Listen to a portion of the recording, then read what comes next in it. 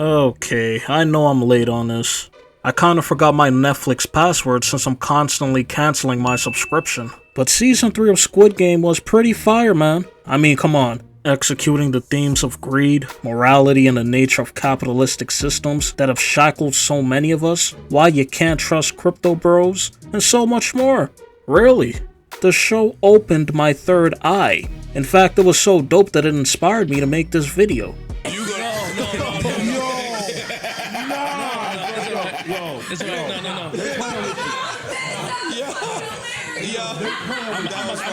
That was currency. Allow me to be the 23rd millionth person to tell you that season 3 of Squid Game was ass. It was ass. Now, what I won't do is sit here and lie and pretend that I didn't enjoy the show at all, because that would be a bold-faced lie. But they seriously pissed away what could have been a solid conclusion to season 3, and all in the span of a few episodes. The main culprit of season 3 wasn't the drawn-out detective storyline, it wasn't Homegirl's storyline with the contestant that worked at the same park as her, who had the daughter with blood cancer, nor was it Gi-hun with the battle with his morality, or the decision of his character dying. Hell, it isn't even those VIPs or their cringeworthy dialogue. The real villain in season 3 was the f***ing baby. This is why I always say f*** them kids. But that CGI little f*** single-handedly pissed and puked over whatever could have been salvaged for a decent ending. Unfortunately, a lot of these questionable decisions that occurred in the final episodes were made at the expense of Gi-hun's fully functioning brain. I mean, don't get me wrong, Gi-hun was always stupid, but fuck, not this stupid. Maybe I'm just a stupid one for underestimating his stupidity. Anyway, the baby is responsible for the death of 3 characters. Okay, let me chill out a bit. After Gi-hun sent Daeho to the Shadow Realm, I was kinda shocked.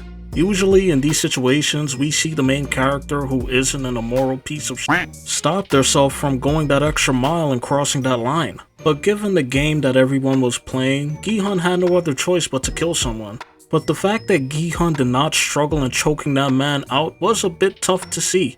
Partially because I understand why Daeho was scared at the end of season 2, and since he was never really about that marine life. So to see Gi-hun's mental shift from season 1 to 2 to 3, where he started off as a bit more as a coward and didn't want anyone to die and didn't want to take someone's life, to end up seeing him willingly take someone else's life, I completely f***ed with it. It showed just how difficult it is for one to keep the morality intact while being under such f***ed up circumstances. And realistically, a lot of people would turn out to be this way. But hey, even the ones with the strongest wills can fold under pressure.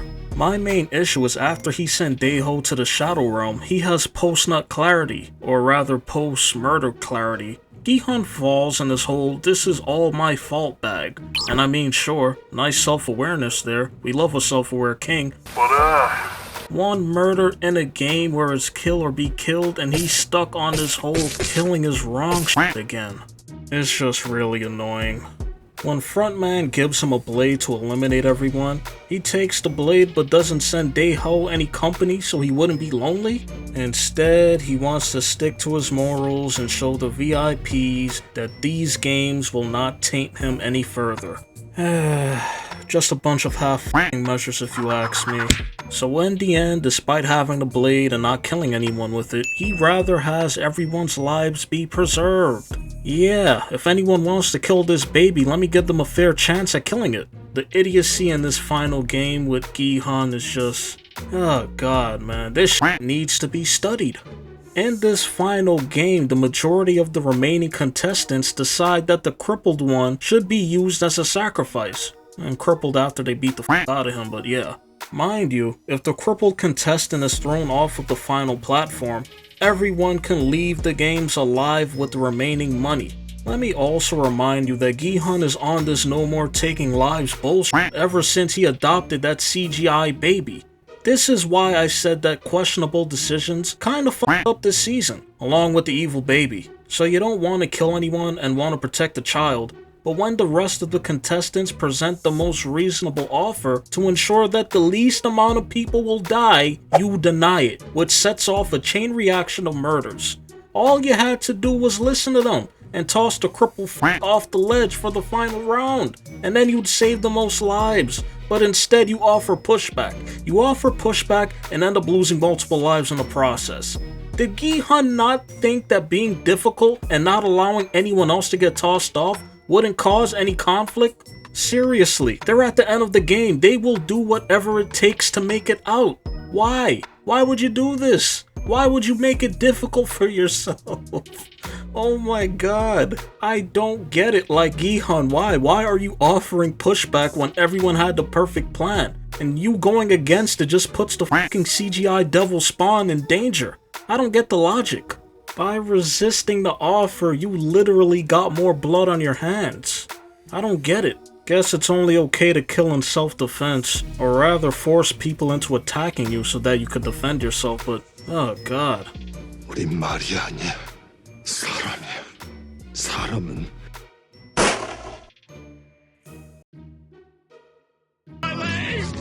I want to make it clear that I'm not mad at the outcome, or how when Gi-hun went up against Crypto Bro that he didn't press the button to begin the final round, so that Crypto Bro's death would have counted, so Gi-hun and the Parasite could emerge as the two victors. I'm not mad at that or the fact that Gi-hun sacrificed himself. Just the final 2 episodes, Gi-hun could have... forget it, man. This is one of those examples of the plot's gonna plot.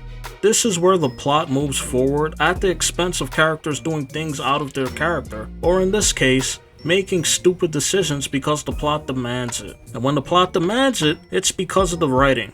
So you know what, I'm not gonna call Gi-hun's decision stupid. I'm just gonna call the writing stupid. Now, I'm no genius, but from the second that baby was born, I knew it was gonna make it to the finish line. Like 97% of kids and babies are spared in these sorts of situations, because sending them to the afterlife just seems a bit taboo and is a bit too dark, especially in a show that's already pretty f***ing dark. You need to have some sort of semblance of light, for the same reason the bad guys rarely win. But if they always won, what type of message would that writers be sending to the viewers?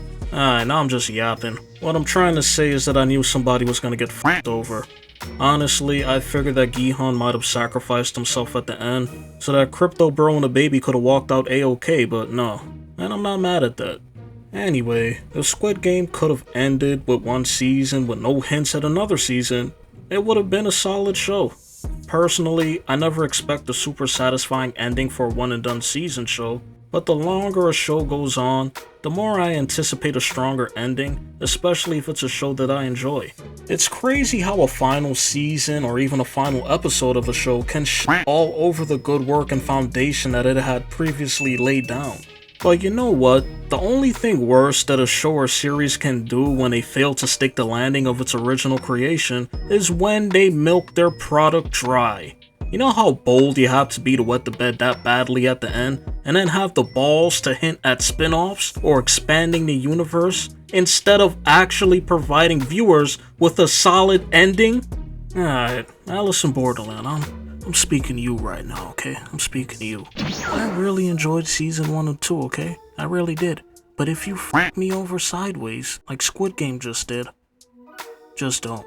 Don't hurt me like that. You're seriously one of the few shows why Netflix even gets any money out of me. So please, don't f*** it up.